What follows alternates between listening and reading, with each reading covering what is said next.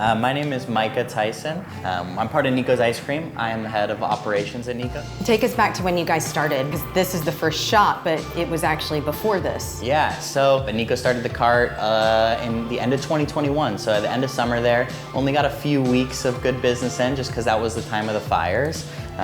But he was able to get enough to be able to walk by this Fremont shop that we're in right now. Saw the location 2 days later and it was signed. So from then on it was history. Talk about how unique New Zealand style ice cream is and to bring it here to Portland. Yeah, it is super unique. It's something that we don't really see. I personally had never seen before we started. And it's fun to be able to incorporate the freshness of fruit. It feels less heavy to me.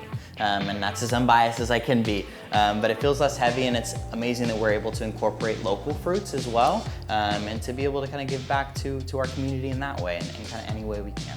You and Nico go way back and have roots here in Portland. Yeah, we've known each other since we were about 10 years old, so it's been a long time. We haven't always been as close as we are now. We just kind of knew each other through other friends, but we reunited when I moved back to Portland.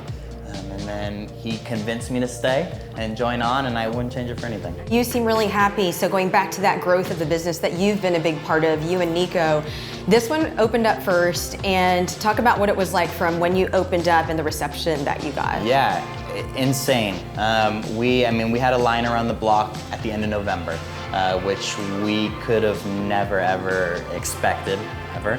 And we pay a lot of that to a lot of people around who've helped us in so many ways and given us so many tips and tricks. You guys repeat that mantra of community, not competition. Yes, I have yet to meet a bad business owner in Portland. In the small business world, it's something that everybody has a little bit of knowledge for you.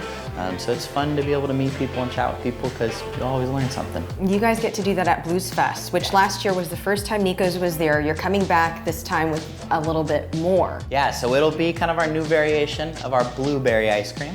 So that blueberry ice cream will now be played on as Bluesberry, and it'll have the logo and a collaborative label with the Blues Fest.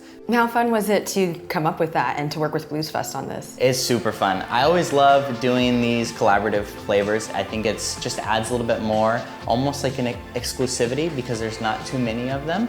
And it's fun to be able to do it with Blues Fest, something that I grew up going to and is arguably the biggest festival in Portland, so it's fun to be able to even just have Nico's there, but to be able to do a collaboration with them goes above and beyond. You probably have a lot, but if you could pick one best memory of Blues Fest for yourself. Oh, that is a great question. I think seeing the fireworks go off over the Willamette River, that was something that was so cool for me to be able to see, and everyone is so nice and so sweet down there. You, Nico, everyone I've ever met here, welcoming vibes. Wherever you're from, whatever your background, we all can agree on good ice cream. Yes, I agree. I think it's something that everybody loves.